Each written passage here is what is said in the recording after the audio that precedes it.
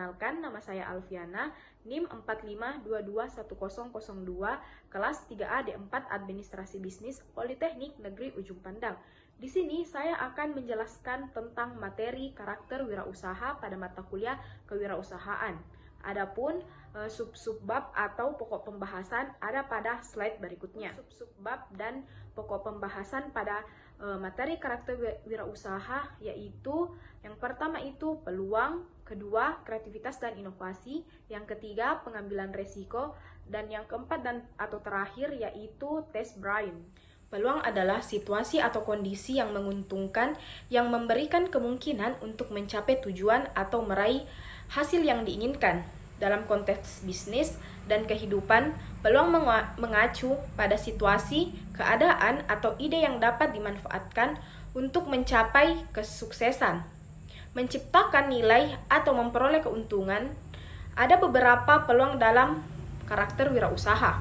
Yang pertama itu inovasi. Wirausaha yang inovatif memiliki kemampuan untuk melihat peluang-peluang dalam ide-ide baru, solusi kreatif, dan perubahan dalam tren industri. Mereka cenderung menciptakan produk atau layanan yang memenuhi kebutuhan pasar yang belum terpenuhi. Kemudian yang kedua itu keberanian dan pengambilan resiko. Kemampuan untuk resiko yang terukur dan berani adalah peluang penting dalam karakter wirausaha. Ini memungkinkan mereka untuk menciptakan bisnis dengan kepercayaan diri meskipun resiko kegagalan ada. Kemudian yang ketiga itu visi dan ketajaman strategi. Wirausaha dengan visi dan ketajaman strategi yang kuat dapat mengidentifikasi peluang jangka panjang dan mengembangkan rencana bisnis yang relevan. Terus yang keempat itu kemampuan beradaptasi, di mana bisnis selalu berubah dan wirausaha dapat beradaptasi dengan cepat. Terdapat perubahan-perubahan dalam teknologi, pasar, ataupun lingkungan bisnis memiliki keunggulan kompetitif. Dan yang terakhir itu yang kelima, pengembangan jaringan. Kemampuan ini membangun dan memelihara jaringan kontak yang kuat adalah peluang yang berharga. Jaringan ini dapat memberikan akses ke peluang bisnis, sumber daya, dan dukungan. Selanjutnya kita akan membahas tentang kreativitas dan inovasi, di mana dua konsep yang saling terikat tetapi memiliki makna yang berbeda. Kita akan membahas kreativitas terlebih dahulu, di mana kreativitas adalah kemampuan atau proses mental untuk menghasilkan ide-ide baru, original, dan berbeda. Ini mencakup kemampuan untuk berpikir di luar kotak dan menghubungkan gagasan yang mungkin terlihat tidak terkait untuk menciptakan sesuatu yang baru. Kreativitas adalah langkah awal dalam menghasilkan inovasi. Ini dapat muncul dalam berbagai bentuk seperti seni, musik, penulisan, desain, ataupun solusi masalah dalam bisnis. Selanjutnya inovasi. Inovasi adalah implementasi ide-ide kreatif atau gagasan baru ke dalam tindakan atau produk yang bermanfaat. Inovasi melibatkan pengambilan ide dan mengubahnya menjadi kenyataan yang bisa diterapkan. Ini mencakup perubahan nyata dalam produk, proses, layanan, ataupun model bisnis yang dapat memberikan nilai tambah, efisiensi, atau meningkatkan kualitas. Inovasi bisa menjadi langkah kritis dalam menciptakan pertumbuhan dan kesuksesan dalam bisnis dan berbagai aspek kehidupan, di mana contohnya yaitu perusahaan Apple, di mana kreativitas dari perusahaan tersebut yaitu Apple menciptakan produk-produk yang menggabungkan desain estetik yang menarik dengan teknologi canggih. Produk-produk mereka seperti iPhone dan iPad menunjukkan kreativitas dalam desain perangkat keras dan antar muka pengguna, di mana inovasinya yaitu Apple merombak industri musik dengan peluncuran iTunes yang memungkinkan pengunduh musik digital ilegal. Mereka juga memperkenalkan App Store yang mengubah cara orang menggunakan aplikasi perangkat seluler. Poin selanjutnya yaitu pengambilan resiko. Di sini teman-teman pasti pernah mendengar kata pengambilan resiko. Di sini saya akan menjelaskan apa itu pengambilan resiko. Pengambilan resiko adalah bagian penting dari proses inovasi dan pertumbuhan.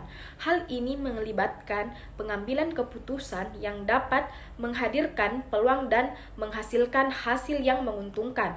Meskipun ada kemungkinan kerugian atau kegagalan, pengusaha yang sukses seringkali perlu mengambil resiko yang cerdas dalam mengidentifikasi peluang dan mengelola resiko yang terkait.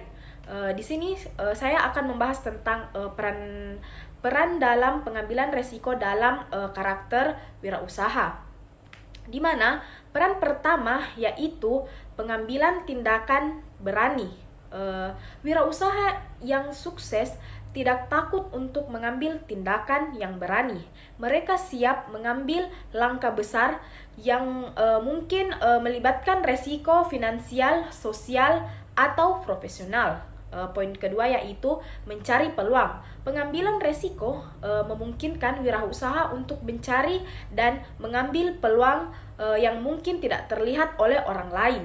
Mereka bersedia mencoba hal-hal baru dan tidak takut untuk gagal.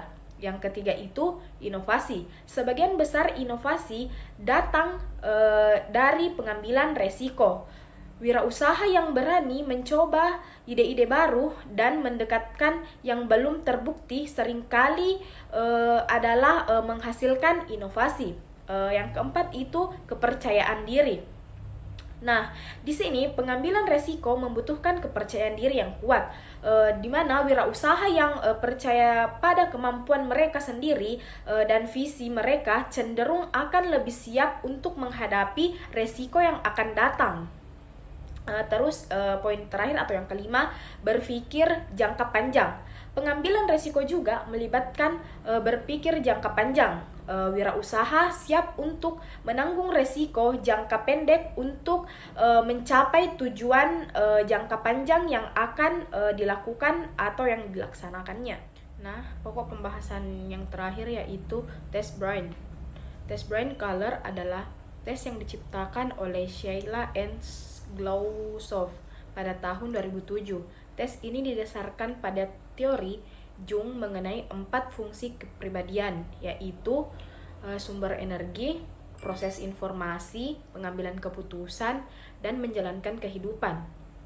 Di mana tes Brain Color memiliki 4 warna otak, yaitu yang pertama itu otak kuning, di mana otak kuning dapat diandalkan, bertanggung jawab, hati-hati, dan mengambil keputusan yang disiplin.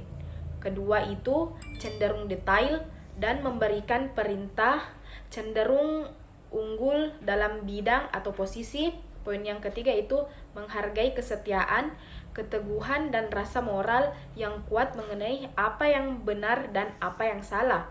Kemudian otak biru, di mana otak biru itu poin pertama antusias, kreatif, ramah, pemimpin yang mengayomi, hangat, penuh perhatian, kalem, dan komunikatif. Poin kedua yaitu memotivasi, menginspirasi, dan interaktif di tempat kerja. Dan poin ketiga, bila salah dipahami, mereka dapat dengan mudah menjadi patah semangat dan emosional.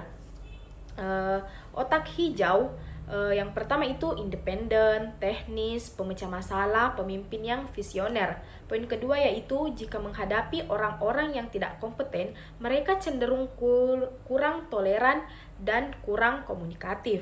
Poin yang ketiga yaitu cenderung menarik diri dan bimbang bila salah dipahami. Dan otak yang terakhir yaitu otak orange. Poin pertama yaitu berani, bersemangat, antusias, pemimpin yang mampu mengambil resiko. Poin kedua yaitu tidak menyukai konflik. Bila terjadi konflik mereka ingin mendamaikannya. Dan poin ketiga yaitu cenderung kasar dan akan meninggalkan bila salah dipahami. Dengan memahami tipe warna otak, seorang wirausaha juga dapat merencanakan penempatan karyawannya pada posisi tertentu sesuai dengan warna otaknya. Misalnya, menempatkan otak orange sebagai konspektor, otak kuning di struktur manajemen, tim player adalah orang yang memiliki otak biru dan yang akan menyelesaikan masalah dengan bekerja sama dengan orang lain, sedangkan otak hijau otak yang hati-hati, teliti, dan menyendiri. Nah, itulah tadi penjelasan saya tentang materi karakter wirausaha. Apabila ada kesalahan, mohon dimaafkan. Sekian, Assalamualaikum warahmatullahi wabarakatuh.